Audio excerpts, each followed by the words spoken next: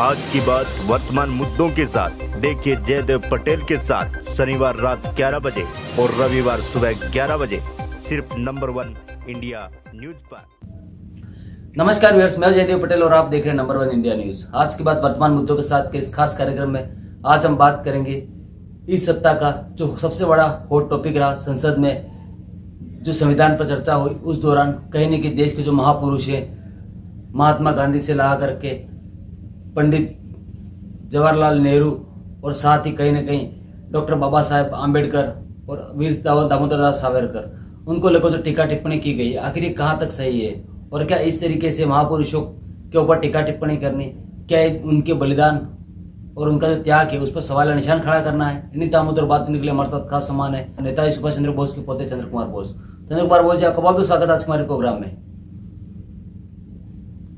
जी नमस्कार जी। चंद्र कुमार बोस जी, आपसे हमारा पहला सवाल है कि संसद में जिस प्रकार से महापुरुषों पर जो बहस की गई या फिर जो टीका टिप्पणी की गई, उसको आप कैसे देखते हैं? देखिए, ये बहुत दुर्भाग्यजनक है। महापुरुष लोग, नेशनल आइकन्स, जो देश के लिए बलिदान दे चुका था, उनका काफी जो कंट्रीब्यूशन था, तो ये लेके राजनीति नहीं होना चाहिए, सम्मान करना चाहिए इनको।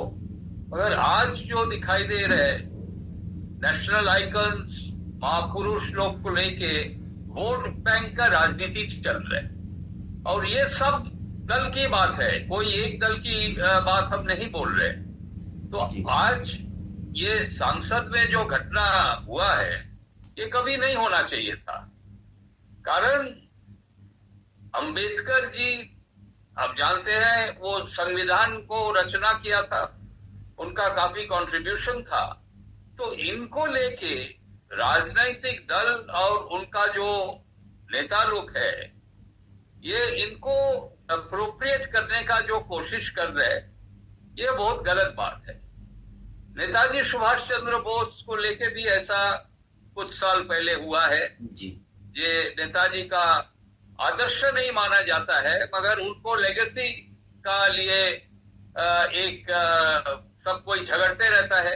ये मेरा साथी था, ये मेरा नेता था, हमको दिशा दिखाया था।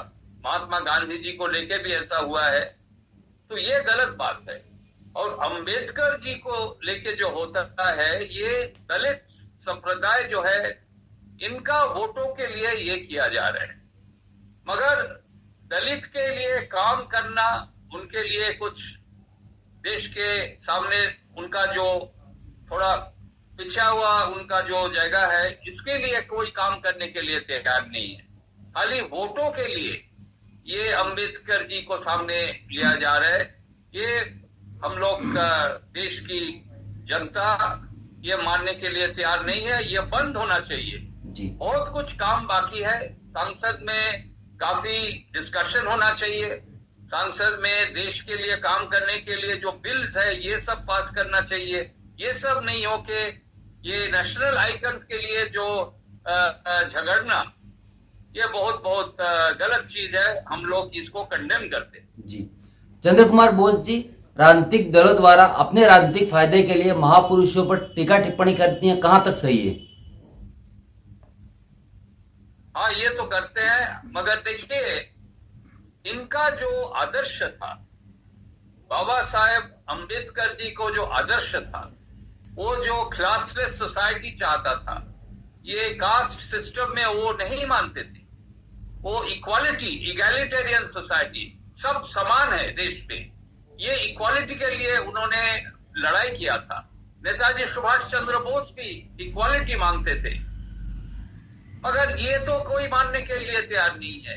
आज जो देश में आप देख रहे हैं कास्ट बेस्ड पॉलिटिक्स, ये बहुत गलत है। ये सुभाष चंद्र बोस भी इसके खिलाफ थे, बाबा साहेब अंबेडकर जी भी इसको खिलाफ थे। तो इसके खिलाफ लड़ाई नहीं करके खाली उनको लेगेसी के लिए लड़ाई करना, उनका लेगेसी को फायदा लेके वोट बैंक राजनीति करना, ये तो बहुत बहुत गलत बात है। और आज का जो नेता लोग है, ये पूरा रिस्पॉन्सिबल है ये गलत काम करने के लिए। ये बंद होना चाहिए। और आगे जाके आपको बाबा साहेब अम्बेडकर जी, नेताजी सुभाष चंद्र बोस जी, गांधी जी को सम्मान करना है तो पहले उनको आदर्श अपनाइए, उनको आदर्श को आज का युवा पीढ़ी को समझाइए और देश को एक बनाइए। देखिए, भारतीय जो कॉन्सेप्ट था सुभाष चंद्र बोस जी का और बाबा साहेब अम्बेडकर जी का कि हम लोग सब भारतीय हैं, हम लोग का धर्म जात ये अलग बात है, ये आपको व्यक्तिगत मामला है, मगर देश एक है, हम लोग सब भारतीय है।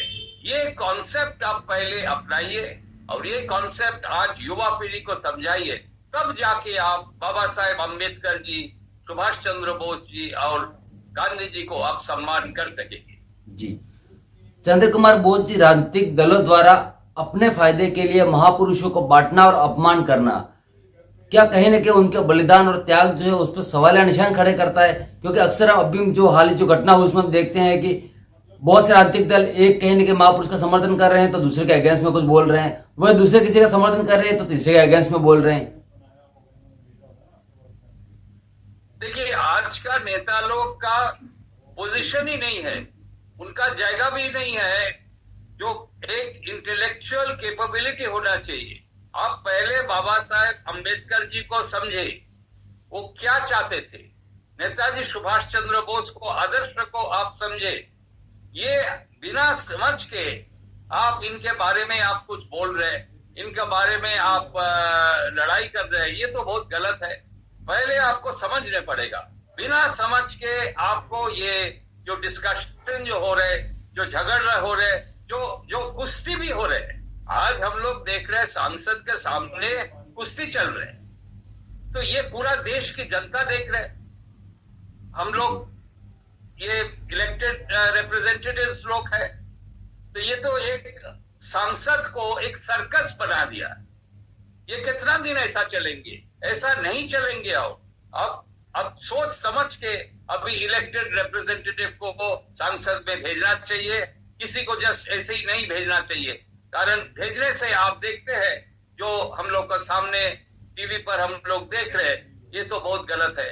सर्कस बंद हो गया है क्रुएल्टी के लिए, मगर सर्कस अभी तो पार्लियामेंट में चल रहा है, ये कितना दिन चलेगा? जी, चंद्र कुमार बोस जी, हाल ही में हमने देखा कि कल जो वाकया जो हुआ उसमें कहीं ना कहीं अब नया विवाद सामने आया है, जिसमें अंबेडकर को भारत रत्न देने को लेकर के बीजेपी और कांग्रेस जो सांसद है दोनों आमने सामने दिखाई दिए। इसके क्या मायने आप देखते हैं? देखिए, भारत रत्न अभी काफी लोग को दे चुका है।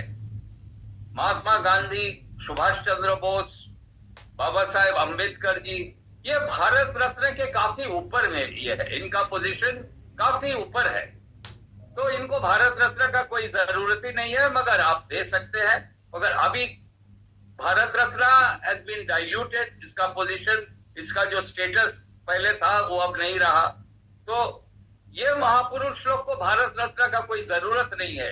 देश की जनता, देश की 140 करोड़ जनता इनको सम्मान दे चुका है, तो कौन सरकार व कोई राजनीतिक पार्टी व कोई राजनीतिक नेता इनको सम्मान दे व ना दे, इसके कुछ फर्क नहीं पड़ता है। देश इसको सम्मान दिया है, यही सबसे बड़ा चीज है। जी, चंद्र कुमार बोस जी, आपसे मेरा एक आखिरी सवाल है कि देश की जनता अपने जो मेंबर ऑफ पार्लियामेंट होते हैं उनको चुनती है और उनको संसद में भेजती है ताकि वो उनके जो मुद्दे हैं वो उठाएं और कहीं ना कहीं उस पर अमल किया जाए, नया कानून बने जो उनके फायदे के लिए काम करे। लेकिन हम हाल ही के कुछ दिनों में देख रहे हैं लगातार जो घटनाएं सामने आ रही, संसद जिस प्रकार से विरोध प्रदर्शन हो रहा है, तो संसद तो चल नहीं रही है, डिस्कशन हो नहीं रहा है। ऐसे में जनता जो चुने हुए सांसद है उनसे क्या उम्मीद लगाएं? देखिए, सही लोग राजनीति में नहीं है आज, मगर जो राजनीति में आते हैं, जो आपको नॉमिनेशन मिलता है, जो चुनाव में लड़ते हैं, उनको ही सिलेक्ट करने पड़ते देश की जनता को।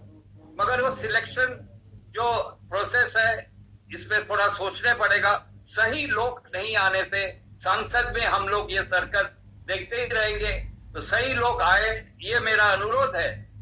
जितना भी लोग है, पढ़ा लिखा लोग है, साइंटिस्ट है, जो अच्छा स्ट्रीम से जो आए हैं, ये लोग राजनीति पे आए और संसद में जाए और देश को बचाए।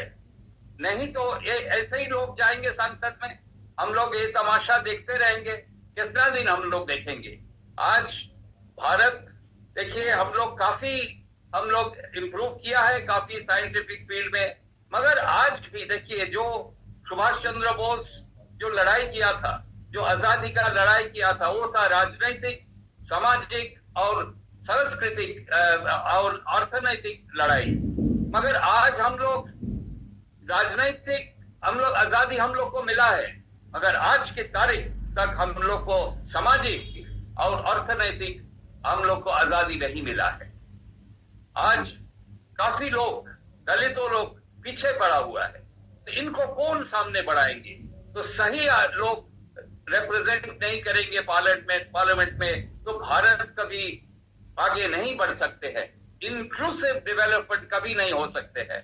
तो आइए एक साथ मिलके हम लोग सही रिप्रेजेंटेटिव संसद में भेजे, जो देश को बाबा साहेब अम्बेडकर जी को आदर्श, सुभाष चंद्र बोस की आदर्श और महात्मा गांधी जी को आदर्श को सामने ले जाएंगे, देश को आगे बढ़ाएंगे। जी, चंद्र कुमार बोस जी, आपने हमारे लिए समय निकाला, उसके लिए आपका बहुत बहुत धन्यवाद।